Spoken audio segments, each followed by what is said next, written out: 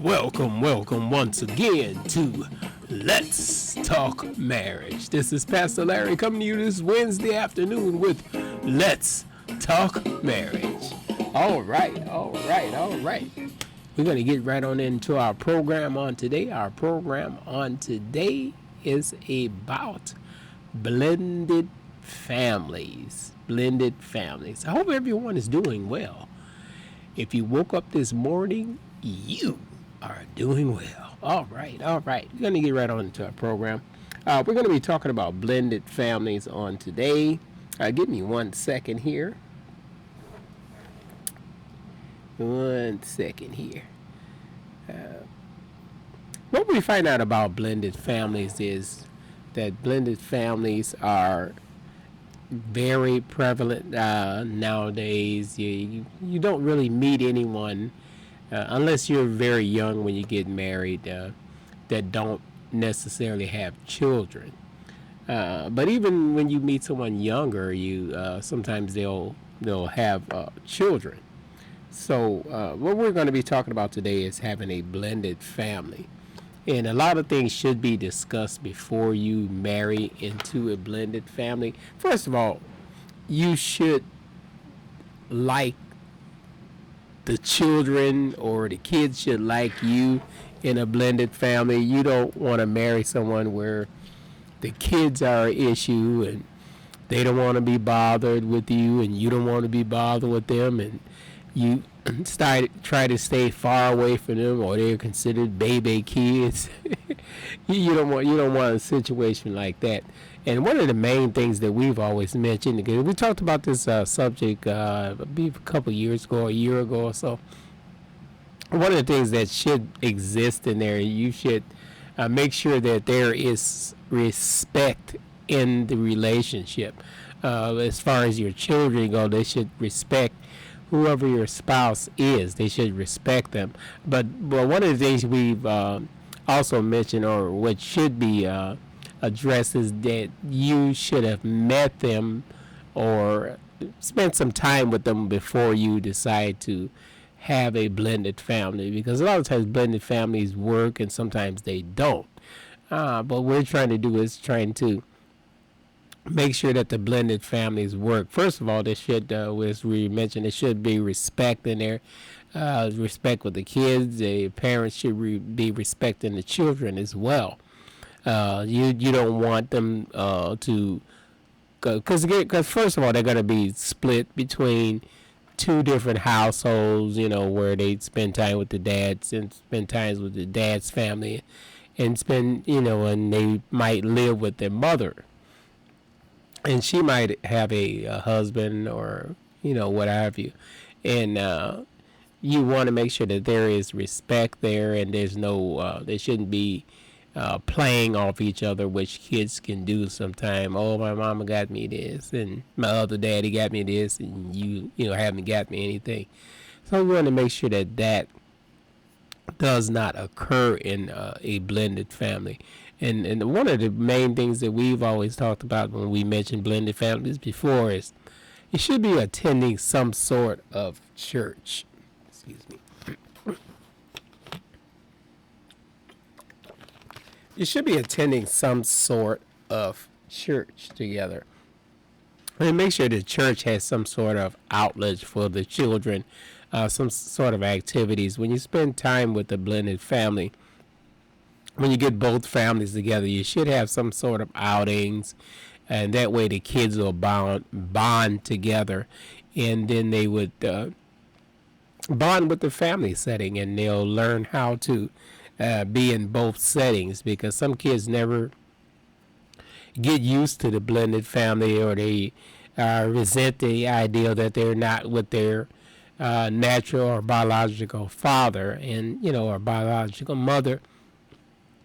And they resent that, and sometimes if the resentment is too harsh or too far gone, there's nothing wrong with seeking family counseling.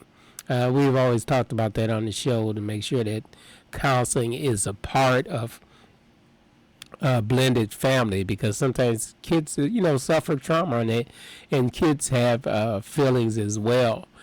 Sometimes, especially when there's a younger kids involved. And then even with the older kids, when the older kids, they're more voices. They voice their opinion more often than younger siblings would. So make sure that they learn each other, learn the children learn each other, and learn to work together as a unit because you're a team. Because on a team, everybody's not usually from the same backgrounds, but they come together as a team. So that's the same in a blended family. You both come from different homes, and you're making one home. So there should be unity there. There should be love there, and make sure that that they're loving. And one of the things that should be discussed is parenting rules should be discussed on both sides. What to look for, what kind of rules to set. Because one parent, one household might let the kids be is more lenient than the other.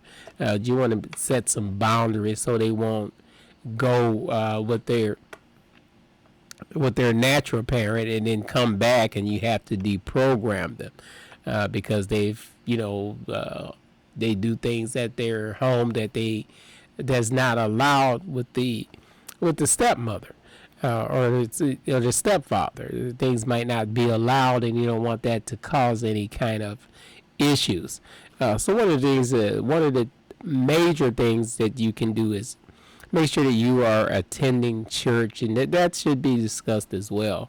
All those things should be discussed before you walk down the aisle or join in with a blended family. You should have met the children. You get to know them. You don't want to enter into a marriage where the kids don't know you. They don't know anything about you, and the first thing is they're going to say is when they get upset or when they are having a time or having some kind of meltdown, the first thing they're going to say is that you're not my mother, you're not my father. That's going to be, and that can cause so many different problems and things that if they came from a family where there was the reason why it broke up because there was abuse there. Those things have to be addressed when they come to visit you. Let them know that they're loved, and that's one of the major things also that can be centered in that blended family. But the thing nowadays that's underrated is having dinner together, sitting down at the table having dinner together with the blended family. That's another way that everyone can get to know each other. And again, like I said, on the outings you can get to know each other because you have fun together. You make it fun. Don't make it hard. Sometimes we make life very hard, even with blended families. It's not easy, but it's not hard either. So you have to make sure that those blended families are working together as a unit.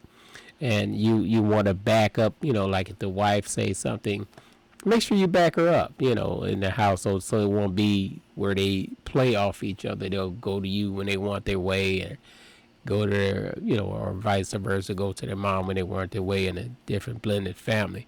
In the case of a blended family where one of the parents is deceased, that sometimes is even harder because they look at dad or mom trying to get a replacement for the parent that was lost.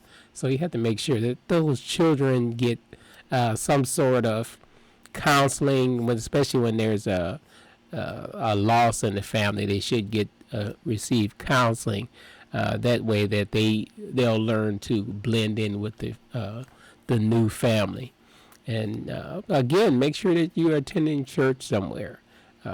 Church is very vital. That's another institution that's very underrated. Is attending church together as a family. We used to do it all the time, and we had and I was raised in a single mother environment, but she kept us in church, so that kept us grounded. We never got into any serious trouble. We were kids, kids do things, and act out sometimes, but we never got into any serious trouble because we had a Christian foundation. My mother kept us in church, and we had activities in our church. We did a lot of things. We had a little kids band that we were participating in, and we played ball with the kids on the weekends and things like that. We went to show. So we had activity. So that's what kept us rounded or grounded. So you have to make sure that in a blended family you have some sort of activities where all the kids are interacting together. And when they're interacting together, one thing about it, they'll get to know each other. They'll get to know their parents. When you're in a leisure environment, it's very easy to get to know someone. That's why sometimes they have socials or family reunions. They have meet and greets, where you meet someone in a leisure environment and you get to know them. So there's a lot of reason why a lot of blended families don't work. They never got a chance to know each other. And when they did get a chance, and by the time they got a chance to know each other, nothing ever blended together because there were so many things that they did not have in common. But most kids have a lot in common. They do the same thing most kids do. Right? Like now is video games. So make sure that we are doing those things with our children in a blended family, because it sometimes it can be hard, but if you work on it, it won't be as hard as it seems. So this is Pastor Larry. We're going to be signing off. We're going to be touching on this subject a little more. We're going to go into more detail talking about the subject. But the Bible says, Colossians 3:15 says, "Let the peace of Christ rule in your hearts, since as a member of one body you were called to peace and to be thankful." So let there be peace in our homes by associating or blending our family with love. And that's the only thing that can keep a blended family together, is the love of Christ. This is Pastor Larry. I'm going to be signing off until we meet again with Let's Talk Marriage.